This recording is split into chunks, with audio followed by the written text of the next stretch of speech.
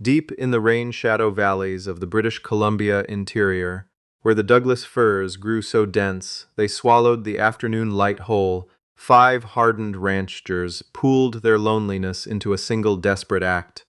They wrote to a matrimonial agency in Toronto, each expecting a stranger. What the eastbound coach delivered instead was something none of them had bargained for. 5 women who shared the same blood, the same last name, and a secret so dangerous it had already cost one man his life. The winter of 1897 had been the kind that broke things. It cracked fence posts. It split the bark on the ponderosa pines. It fractured the patience of men who had already spent too many years talking only to their horses and the wind coming down off the Cascade Range. The Hargrove brothers had built their ranch in the Nicola Valley 30 years earlier, their father hammering each log into place himself with a hand that never once trembled. By the time the boys inherited the land, there were 5 of them left standing. Everett, the eldest, who managed the cattle operation with the same rigid economy he applied to everything in his life, including conversation.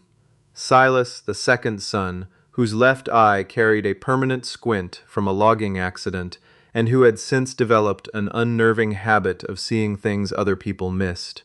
Knox, the middle brother, a former Mountie who had walked away from the force after a case in the Okanagan, went sideways in ways he never discussed.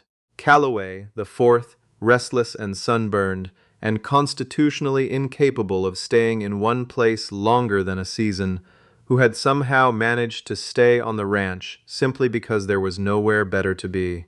And Drummond, the youngest, quiet as snowfall, who had taught himself to read from a single crate of books a passing trader had left behind, and who spent his evenings in a silence so complete it sometimes alarmed his brothers.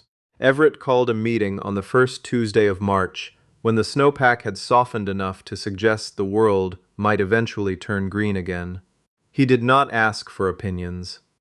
He laid out the facts the way he laid out fencing wire, straight, without slack, and with no intention of pulling it back up.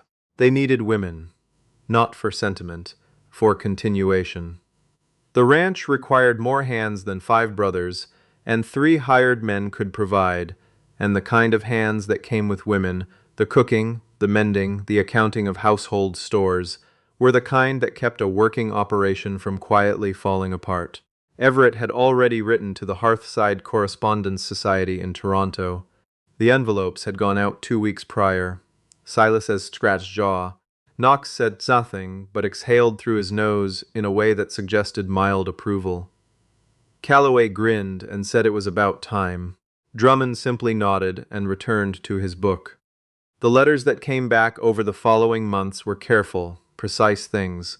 5 women, each described in measured language that suggested respectability and good health. A widow named Margaret Sterling, practical and accustomed to hard country. A seamstress named Cecily Dowd, gentle-natured and fine with her hands. A former schoolteacher named Philippa Ware, described as spirited, which Everett noted and chose to overlook. A young woman named Beatrix Lowry, who had been working as a governess in Hamilton. And finally, a woman named Sylvie, no last name given, listed as a ward of the agency. Quiet, the letter said, and in need of a settled situation.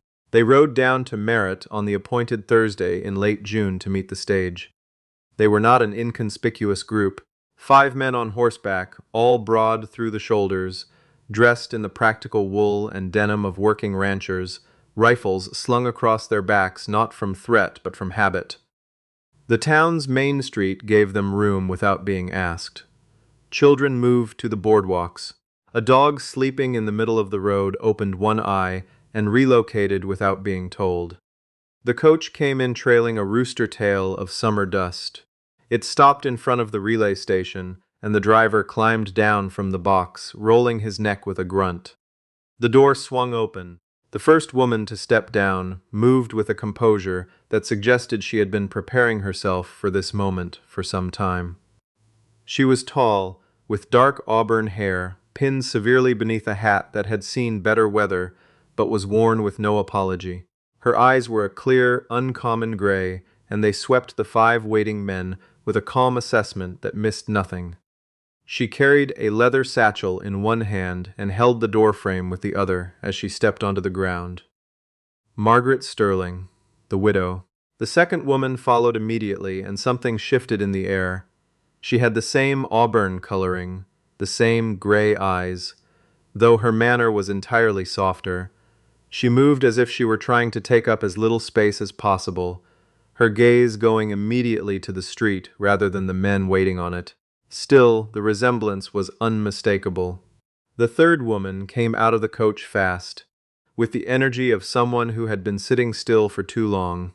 She was younger, her hair escaping its pins, her expression carrying the particular light of someone who has already decided that this situation is either going to be interesting or insufferable and is quietly betting on interesting. Same eyes, same hair.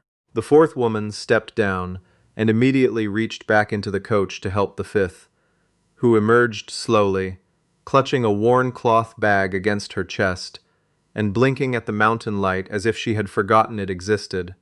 The smallest of the group. The youngest, by the look of her, same gray eyes, wide open and careful. Everett Hargrove looked at the 5 women standing in a row on the street. He looked at the physical evidence before him. He looked at his brothers. Then he looked back at the women. He was a man who did not waste syllables. Your family. It was not a question. The eldest woman, the one who had stepped down first, met his eyes without flinching. My name is Margaret Sterling, she said, and yes, these are my sisters, Cecily, Philippa, Beatrix, and Sylvie. She paused, letting the information settle. We are the Harrow sisters. We did not advertise that fact to the agency. Calloway let out a sound that might have been a laugh. Knox said nothing. Silas simply squinted harder at them, as if recalibrating. You falsified the applications, Everett said flatly. We submitted accurate information about each of us individually, Margaret replied. We simply ensured the agency routed all 5 to the same destination. It cost us the last of what our father left us. Why? Everett asked. One word, no ornamentation. Margaret's jaw tightened.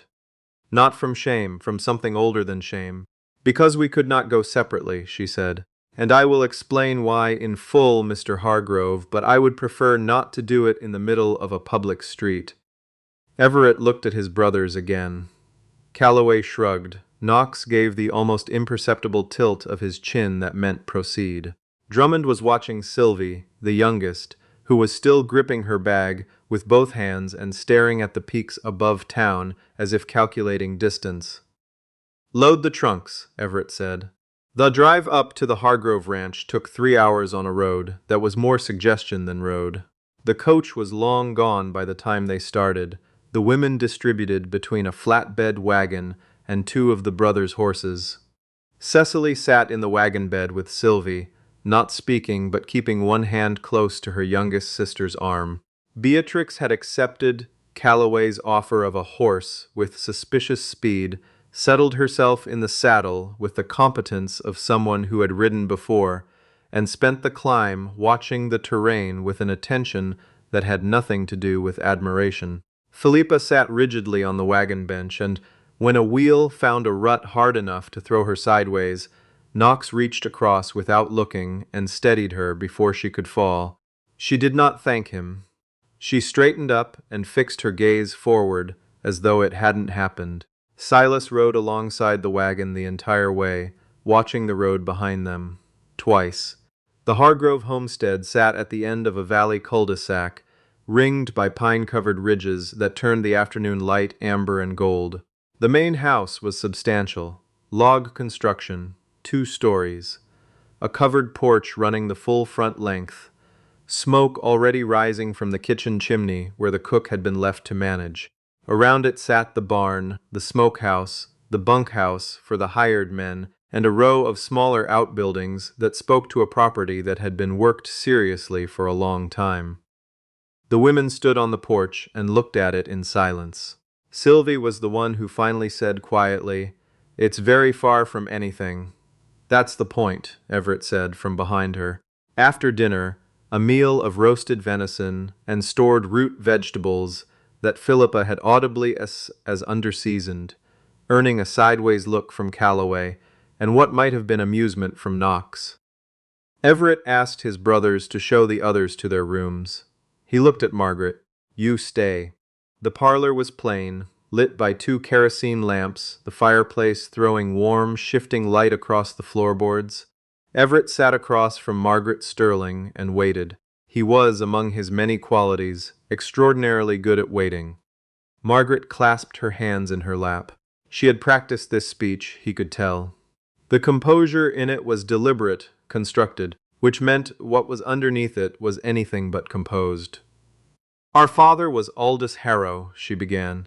"He ran a timber operation out of Ottawa, legitimate, profitable, good standing for 30 years. When the Eastern Rail contracts started going to the larger consolidates, he began to lose business. He borrowed money to retool. The men he borrowed from were not banks." She stopped, looked at the fire. "His name is Percival Crane. He controls the lending and labor contracts in 3 provinces. He is not a criminal in the way that can be proven easily, but the things he has done are criminal absolutely." Her voice had gone flat in the way voices go when the emotion has been pressed down hard enough to leave only shape. "He told our father that the debt was forgiven. In exchange, he wanted the Harrow daughters, all 5 of us. He has connections with men in the territories who pay well for women who arrive without records, women who have no one expecting them." The fire snapped. Outside, a nighthawk called once and fell silent. "Our father refused," Margaret continued. "So Mr. Crane's men came to the house. They beat him in the front room while the 4 of us were locked in the library and Sylvie was hidden in the cellar. He died before morning." She looked up. "Crane sent a message 3 days later. We had 1 week to comply, or we would be retrieved by force." Everett's expression did not change. The muscle in his jaw, however, moved once. "We took my mother's jewelry and what cash my father kept in the house, and we went to the Hearthside Society the following morning. We found a clerk who was willing to process 5 applications as individual files in exchange for everything we had." Margaret stood up. She was not asking for anything, and she wanted that clear. "I brought this to your door. I brought the danger and the deception both. If you put us on a coach south tomorrow, I will not argue. But I need you to understand, Crane will have people looking. He has money and he has reach, and he does not let things go. He will find out where we went eventually. I don't know how long we have." Everett Hargrove was quiet for a long moment. The fire burned down another inch. "No one," he said finally, in the same voice he used for everything, final, unceremonious, complete, "takes what belongs to the Hargroves off this land." He stood, took his rifle from above the mantel, checked the action, and set it against the wall beside the door. "I'll send word to my man in Merritt in the morning. Get some rest, Mrs. Sterling." The weeks that followed changed the ranch in ways that a man like Everett couldn't have predicted and wouldn't have asked for. Margaret began helping with the ranch accounts on the 3rd day.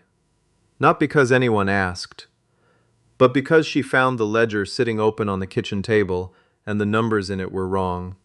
She corrected them and said nothing. Everett found the corrections, verified them against the receipts, and simply moved the ledger to her desk without comment. Between them grew a partnership of the most efficient variety, almost no words, total comprehension. Cecily found the mending pile in the bunkhouse on day 2 and was 3/4 of the way through it by evening. She worked by the parlor window, her hands moving with fine, certain grace, while Silas watched from his chair across the room with the intensity of a man trying to solve a problem that kept changing shape.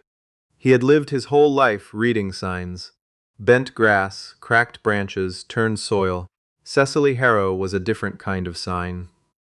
One evening she looked up from her stitching and said, without preamble, "You don't have to sit in the corner, Mr. Hargrove. The light is better here." Silas moved his chair without a word. That night he slept through until dawn for the first time since the logging accident. Philippa and Knox were a collision waiting to happen and fully aware of it. She demanded to ride the high trails on the 2nd morning, and Knox, after determining that she knew what she was doing on a horse, took her out.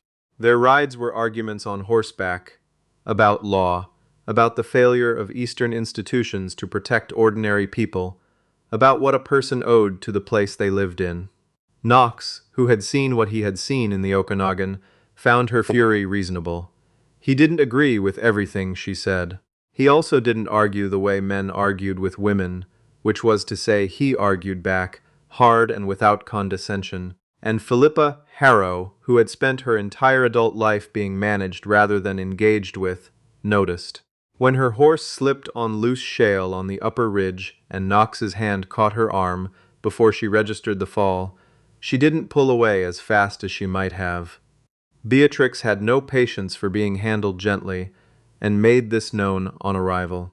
She spent her first week learning the property, the perimeter, the approaches, the natural sightlines from every ridge above the valley. She asked Calloway specific questions about the hired men, the neighboring properties, and the road conditions down to Merritt. Calloway, who was neither stupid nor incurious, asked her why she needed to know all that. "Because someone is coming eventually," Beatrix said, in the tone of someone stating weather, "and I intend to see them before they see us." Calloway looked at her for a long beat. Then he started answering her questions properly. Drummond and Sylvie found each other in the quiet, which was the only place either of them lived. He had been reading on the porch one evening when she came outside with a moth-eaten shawl, and sat on the step below him, looking at the ridgeline. He read aloud for a while without deciding to. She listened without interrupting. When he finished the chapter, she said, "Could you read the next one?" And he did. She had been trembling steadily since the day they arrived, a fine, constant tremor that her sisters had stopped noticing because it had been there so long. Drummond noticed. He said nothing about it, but when the evenings grew cold, he appeared on the porch with a heavier blanket and set it over her shoulders without ceremony and went back to his book. Sylvie looked at him for a moment. Then she pulled the blanket tighter and looked back at the mountains. The peace broke on a gray Wednesday morning in August.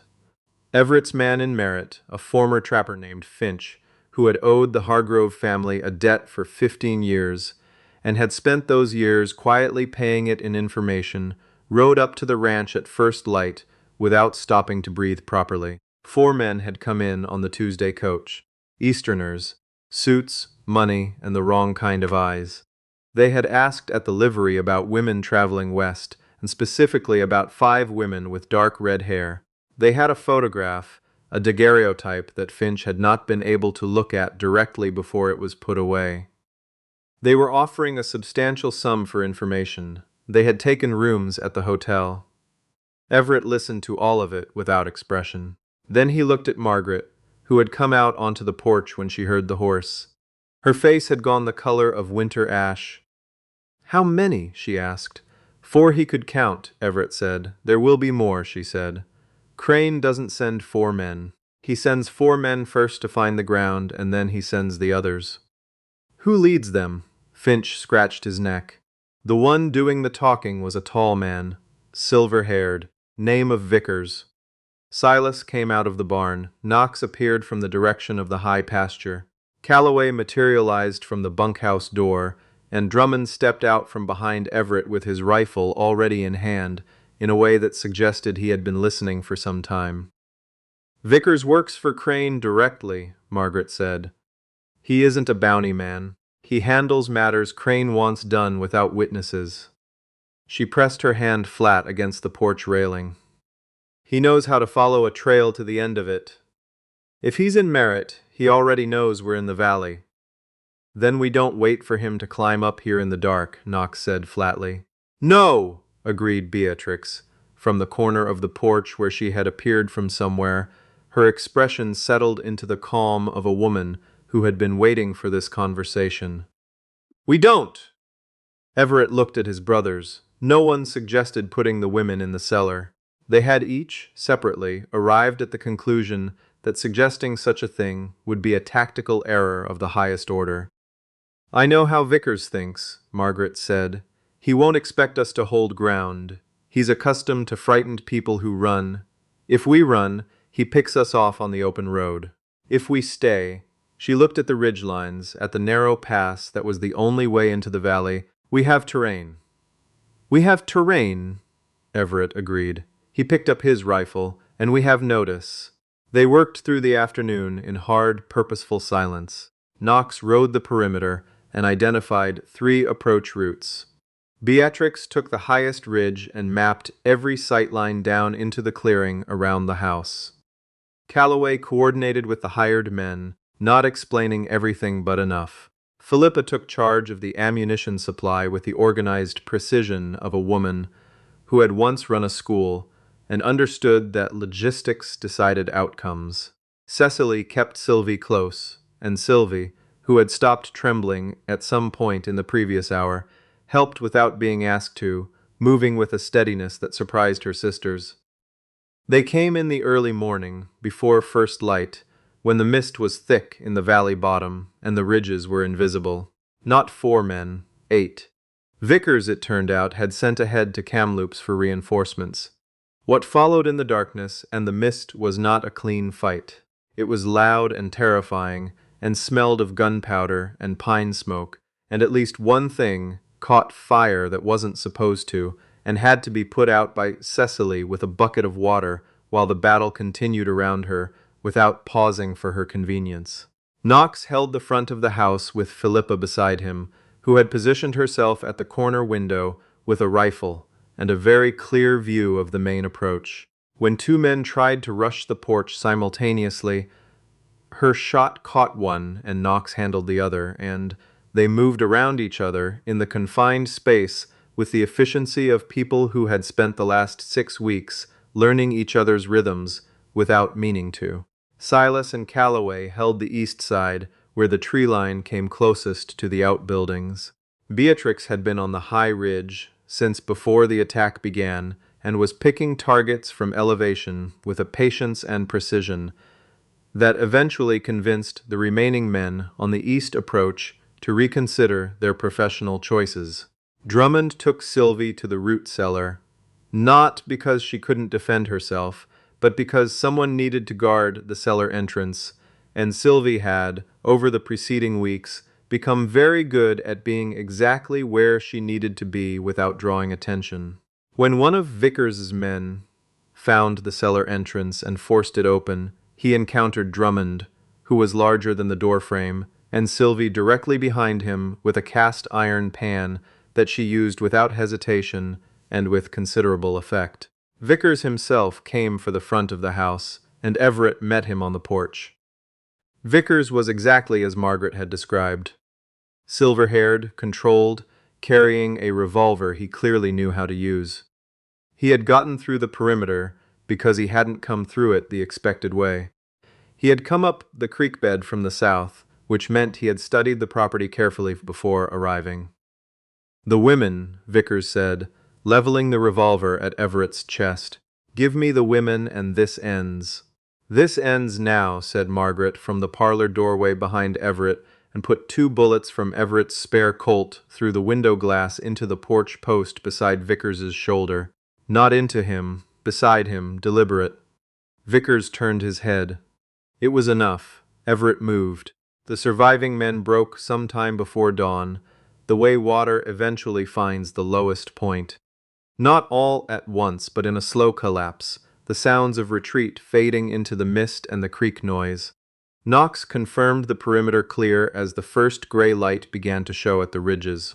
Finch appeared from the barn, where he had apparently spent the night and was moderately helpful in the aftermath. In the silence that followed, when the smoke had thinned and the damage had been accounted for, and everyone was doing the quiet arithmetic of injury versus ability, Margaret sat on the porch steps with Everett's spare Colt still in her hands and looked at the mountains appearing out of the dark. Everett sat beside her. He didn't ask if she was all right because she manifestly was, which he respected, and she would have found the question irritating, which he also knew. "He'll send a telegram to Crane before he's out of the territory," she said, "assuming he survives." "He won't send it from Merritt," Knox said from the doorway. Or Kamloops. I'll make sure of it." Margaret looked at him. Knox met her gaze in the steady way he had, and she understood that he was not speaking loosely. "There's more," she said. She had been saving this. She had been deciding whether to say it for 6 weeks, and had now run out of reasons not to. She stood up and went inside, and came back with a small leather journal she had been carrying in the lining of her case since Ottawa. "The night my father died," she said, opening it to the middle. "I was in the library when Crane came. I heard everything, and I wrote it down. Names, amounts, dates. Everything he said to my father, everything his men said to each other. Crane has been bribing provincial officials for over a decade. He has an arrangement with a land commissioner in Victoria and payments going to a judge in Vancouver. He owns favors in 3 provinces, Mr. Hargrove." She held the journal out. "And it is all in here." Silas took the journal first, read 3 pages, and handed it to Knox with his eyebrows doing something complicated. Knox read in silence. His expression, which was typically the surface of a frozen lake, changed in small but legible ways. "The Federal Circuit Commissioner," Knox said, "a man named Callum Bryce, arrived in Kamloops last month. He was appointed directly from Ottawa. He's not connected to anything Crane has touched." He looked up. "If this journal gets into Bryce's office, then Crane doesn't have the law to hide behind anymore," Margaret said. 3 days later, they went down to Kamloops. It was not the kind of mission that benefited from subtlety, but they managed it with considerably more coordination than Crane's men had managed coming up the mountain. Calloway and Beatrix went into town first on horseback, scouting Crane's remaining men. There were 3, watching the road from a saloon window, which was predictable. Philippa walked directly into the federal building on Victoria Street and asked to see Commissioner Bryce's clerk with the serene authority of a woman who taught classrooms full of other people's children for 6 years and never once lost control of the room. Knox and Margaret went in through the side entrance. They found Bryce in his office, a precise, unhurried man who looked at the journal Margaret placed on his desk, looked at her, and then looked at Knox with the expression of a man recalibrating. He read for a long time. His clerk brought tea that went cold. Twice he set the journal down and asked a specific question, and then went back to reading before the answer was fully given. "This," Bryce said finally, setting the journal down and folding his hands, "is sufficient." He looked at Margaret. "Are you prepared to stand to this account?" "I have been preparing for it," Margaret said, "since the morning my father died." The warrants went out by telegraph within the week. Federal marshals arrived in Ottawa with them 3 days after that. Percival Crane, who had believed himself entirely untouchable and had 40 years of practice making that belief feel true, discovered on a Friday morning that the evidence required to end a man is not always the evidence he expects.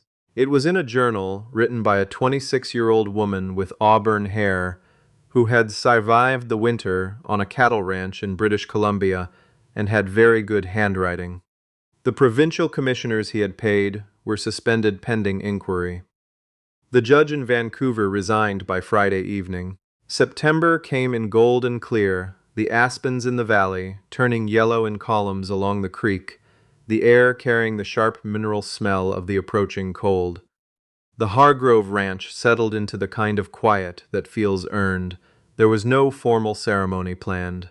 There was a circuit preacher named Aldous who came through the valley on his regular rotation in late September, and who was, as preachers in working country tend to be, entirely practical about the nature of frontier arrangements. He married all 5 couples in the clearing beside the creek on a Tuesday afternoon, with the hired men standing at a respectful distance, and Finch weeping quietly into his hat. Everett and Margaret stood together, with the particular stillness of 2 people who had stopped pretending they weren't certain of each other sometime around the 2nd week of August. He kissed her once, briefly, in the manner of a man who meant it completely, and saw no need to demonstrate the fact at length. Silas and Cecily had the ceremony interrupted briefly by a hawk landing in the nearby alder, which Silas took as a favorable sign, and Cecily took as an excuse to smile properly for the first time since she had arrived, which turned out to be a remarkable thing to witness. Knox and Philippa said their vows with the focus of two people who had been arguing about something theoretical their whole lives and had finally found someone worth arguing with. They shook hands after the preacher finished, which was somehow more intimate than anything else that happened that day. Calloway grinned through the whole of his ceremony, and Beatrix pretended to find this undignified right up until she didn't, which was at approximately the moment the preacher said done. Drummond and Sylvie stood at the end of the line, and when the preacher reached them, Sylvie was not trembling. She had stopped trembling, Drummond had noticed, on the Tuesday morning in Kamloops, when Margaret walked out of the federal building and said it was done. She hadn't started again. She took his hand, and when he looked at her, she looked back at him with the gray eyes they all shared, and a steadiness that had been earned the hard way and was hers now to keep. The Nicola Valley holds its winters tight and releases them slowly, but it holds other things too. Names spoken over creek water, the sound of 5 sisters laughing in the kitchen of a log house while the wood smoke goes up straight in the cold air, and the particular stubborn peace that grows in places where people chose to stay when staying was hard. The Hargroves stayed.